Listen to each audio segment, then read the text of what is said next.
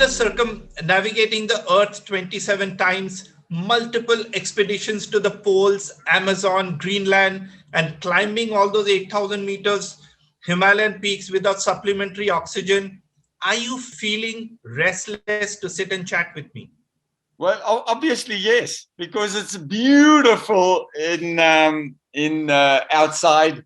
The seasons are changing in Switzerland. We're moving away from the snow into the flowers are coming out, and I've been sitting in front of this computer from 8:30 this morning. So now it's 11:30. So that's a long time for me to sit in one place.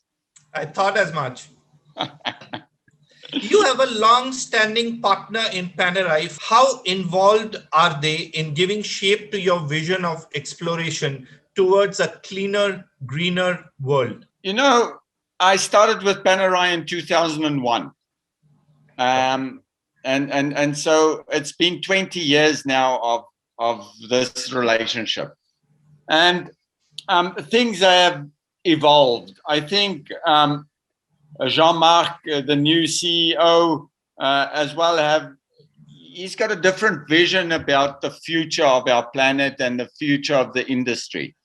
And when I sailed to the Philippines and I had to change the axe of my rudder, it's a stainless steel shaft that if you turn the steering of the boat, the helm of the boat, the rudder changes, and that steers the boat left, port or starboard side. So after 27 circumnavigations, I stood there with this piece that I needed to change. Not that it was broken or anything. It's just what we do to maintain the ships.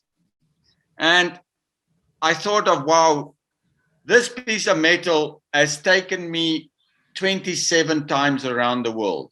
Allowed me to cross Antarctica, allowed me to cross the North Pole, sailed up the Amazon, sailed to the Andaman Islands, to the Sundarbans, to everywhere, across all the oceans. I can't throw it away. And that's when the thought came into my mind to say, let's make a watch out of it. And I then gave the problem to Panerai. So I said, listen, guys, you guys are making amazing timepieces, but the metal has got no story to tell. This piece of metal has planted 5 million trees. This piece of metal has reconstructed a coral in Borneo. This piece of metal went to the Andaman Islands and reproduced mangroves, planting mangroves. We cleaned the beaches. We take plastic out of the ocean. This piece of metal has taken me on exploration and always brought me back alive. Imagine we can make a watch out of it.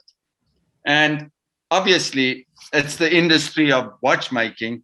Jean-Marc loves the idea, and he said, okay, it's time to invest. Now it's going to be more expensive to make a watch out of recycled material than buying new material like we need, like we order, at the size that we want, and be able to make the watch. So they've invested in it. And then they made that 5 tourbillon timepieces. Yeah. Yes. And more than that, I wanted people to participate. If you can buy a watch, I want you to participate in coming along with me to experience what I experienced, to know where this piece of metal have been and what you're actually wearing around your arm. And that's where the idea came to share these experiences with the customer. Fantastic. Now, that started the idea that Jean-Marc had to try and build a watch that's 100% recycled. So we can't build a 100% recycled watch, but we can build a 98 or 99% recycled watch. And that excites me. That to me is where the industry is now investing, although it costs more, to be able to give a second life to recycled metals. And there's so much mining going on. There's so much pollution and carbon emissions. If we don't start cutting on these little things that eventually will make the big picture, then we are no longer going to live on planet Earth comfortably in the near future. So they successfully followed with the 30-piece launch which Jean-Marc did yesterday with a new 98.6% recycled material watch. Just 30 pieces of that. What do you think of this watch? Have you seen it? Yes, we've been to the manufacturer in Neuchâtel because it's very close to where I live. It's about 1 hour from my house. We often go there to basically keep in touch with what's happening. And I don't always see Jean-Marc, but I see the engineers and the designers and all those guys, they're making the watches. And we've become part of the family after 21 years.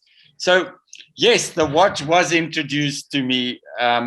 I was so excited to wear it, but I didn't even get one. So, It's still better than 5 pieces of Micron, which was last year.